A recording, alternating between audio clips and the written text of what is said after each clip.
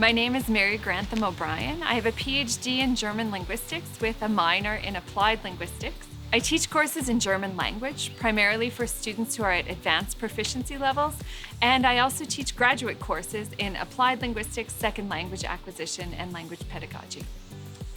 When we talk about the societal impact of language learning, it's really important that we remember that we need to talk about learning the language, but also learning about the culture and the people who speak the language.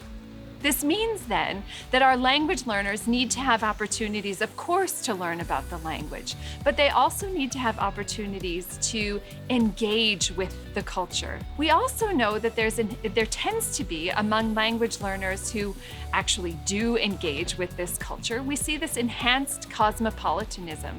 And that is really thinking about people as belonging to one society generally, being able to see that there are differences across people, but really then appreciating those differences across human beings. We tend also to see among those language learners who really have this opportunity to engage with the culture an enhanced empathy for people from different places. And also that can tend to extend to opportunities when our language learners are interacting with, let's say, non-native speakers of English. They tend to be more empathetic because they know what it's like to be in a different culture, but also to have to work through learning and making oneself understood in a second language. In general, research also shows that language learners who have the opportunity to engage with new ideas and the culture itself, they tend to embrace a wider range of ideas and practices as they live their lives.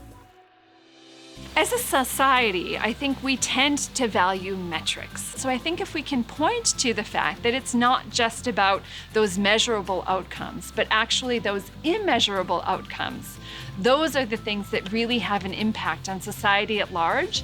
We as a society really tend to benefit when we're around people who are not like us, right? And specifically when we engage native speakers who might have otherwise been monolingual to learn at least one additional language, we know that that's going to benefit society at large. And ultimately, I don't know who wouldn't want to invest in something that would make us more open-minded and empathetic.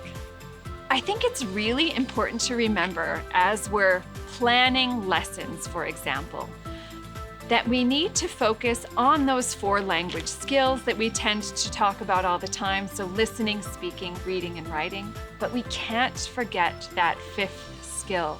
So even if we have a day of, we've planned a lesson that's primarily going to focus on some specific aspect of the language, it's really important to remember that we also can try to bring in culture. So, if we're talking about a particular vocabulary item or a set of vocabulary items, talking about the fact that we see variation within the target language community in the words that they use, right? So just talking about that variation, about the fact that, language is not about right and wrong, in spite of the fact that that's, often what we see on language tests, that language and culture are variable and unique. I think that those are some of the most important things that we can bring across to our learners. I had a colleague once whose mantra was peace through language learning. And I have to say that this is something that I really believe in, and it's intimately tied into these societal benefits of language learning. I think if everyone had the opportunity to learn a language, we would see people who were much more empathetic. We would see people who were much more open to new ideas, who were open to engaging in real deep understanding when there are differences related to our different cultures. I tend to think about language learning like a seed. And this seed example, I'd like to have you think about the helicopter. The helicopter that is the seed for a maple tree? We as teachers plant this seed in our language learners. And in the case of an actual maple tree, of course, we have to pay attention to that seed, right? We need to water it. We need to make sure that there's enough sun so that it can grow well. In the case of language learning, we as teachers, of course, need to ensure that we're providing our learners with input, with opportunities to use the language, to engage with the culture.